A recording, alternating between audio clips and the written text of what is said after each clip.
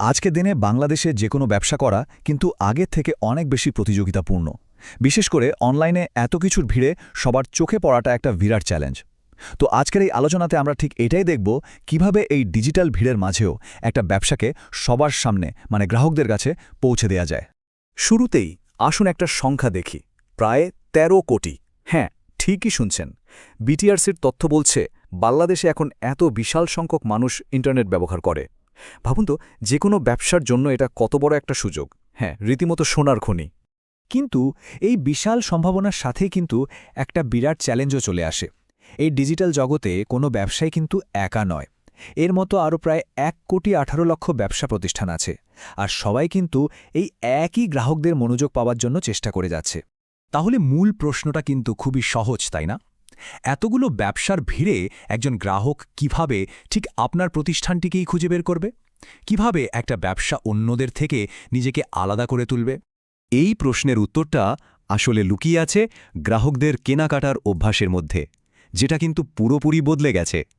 আজকাল কোনো কিছু কেনার আগে মানুষ ঠিক কী করে, চলুন সেটাই একটু দেখি। একটু ভাবুন তো, আগে কি হতো? মানুষ হয়তো রাস্তার পাশের কোনো দোকানের সাইনবোর্ড দেখে জিনিস কিনত, কিন্তু এখনকার ব্যাপারটা কিন্তু একদম অন্যরকম। এখন প্রায় সব কিছুই শুরু হয় একটা গুগল সার্চ দিয়ে। পুরনো দিনের সেই পরিচিতি পাওয়ার পদ্ধতিগুলো এখন আর ঠিক আগের মতো কাজ করে না বললেই চলে। আর ঠিক এখানেই ডিজিটাল শোরুমের ধারণাটা চলে আসে। ভাবুন তো, আপনার এমন একটা দোকান আছে যা দিন হোক বা রাত কখনোই বন্ধ হয় না, এবং বিশ্বের যে কোনো জায়গা থেকে যে কেউ সেটা দেখতে পারে। এটাই হলো আজকের দিনের ডিজিটাল উপস্থিতি। তো এই ডিজিটাল শোরুমটা সবাই দেখবে কিভাবে? এর জন্য তো একটা গোছানো সমাধানের দরকার, তাই না? চলুন এখন সেটাই একটু জেনে নেওয়া যাক। এই সমাধানটা হলো অনলাইন বিজনেস ডিরেক্টরি। যদি খুব সহজ করে বলি, এটা একটা ডিজিটাল ক্যাটালগের মতো, যেখানে একটা ব্যবসার সব দরকারি তথ্য, যেমন ধরুন ঠিকানা, ফোন নম্বর, কি পণ্য বা সেবা দেয়, সবকিছু এক জায়গায় সুন্দর করে সাজানো থাকে। আর এটা কিন্তু কোনো নতুন কিছু না, এটা ডিজিটাল অর্থনীতির একটা খুব গুরুত্বপূর্ণ অংশ। বাংলাদেশে এর মধ্যেই এমন অনেক নির্ভরযোগ্য প্ল্যাটফর্ম তৈরি হয়ে গেছে, যেগুলো বিভিন্ন ব্যবসা প্রতিষ্ঠানকে তাদের গ্রাহকদের কাছে পৌঁছাতে দারুণভাবে সাহায্য করছে। তাহলে কথা হলো, একটা ভালো আর পরিচিত ডিরেক্টরিতে নিজের ব্যবসাকে লিস্টেড করালে আসলে লাভটা কি? এর থেকে একটা ব্যবসার ঠিক কি সুবিধা হয়? এর সুবিধাগুলো কিন্তু অনেক। প্রথমত, এটা গ্রাহকদের মনে একটা বিশ্বাস তৈরি করে, কারণ যখন তারা একটা ভেরিফাইড বা যাচাই করা প্রোফাইল দেখে, তখন তাদের দ্বিধাটা অনেক কমে যায়।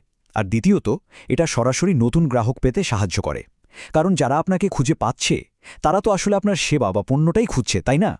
ব্যাপারটা শুধু দেশের মধ্যেই সীমাবদ্ধ না, আন্তর্জাতিক ক্ষেত্রেও এর গুরুত্ব অনেক। যেমন এই প্রসঙ্গাপত্রটি দেখুন। যখন একজন বিদেশি পার্টনার কোনো একটা ব্যবসার ওপর আস্থা রাখতে পারে, তখন কিন্তু বিশ্বজুড়ে সেই ব্যবসার দরজা খুলে যায়। আর এই বিশ্বাসটাই হলো আন্তর্জাতিক ব্যবসার মূল ভিত্তি। চলুন এবার একটা একদম বাস্তব উদাহরণ দেখা যাক, যাতে পরিষ্কার বোঝা যায় যে একটা ব্যবসা ঠিক কিভাবে এই পথে এগোতে পারে। বিষয়টাকে আরও সহজ করে বোঝার জন্য আমরা আগেই উল্লেখ করা একটা ডিরেক্টরির কিছু প্যাকেজ একটু ভালো করে খতিয়ে দেখব। আচ্ছা, এই প্যাকেজগুলোর সবচেয়ে ইন্টারেস্টিং দিকটা কি জানেন? শুরু করার জন্য কিন্তু কোনো টাকা লাগছে না। একদম বিনামূল্যে একটা ব্যবসার বেসিক প্রোফাইল তৈরি করে ফেলা যায়। আর তারপর যখন ব্যবসাটা আরেকটু বড় হবে, তখন তো প্রয়োজন মতো প্রিমিয়াম প্যাকেজ বেছে নেওয়ার সুযোগ থাকছেই।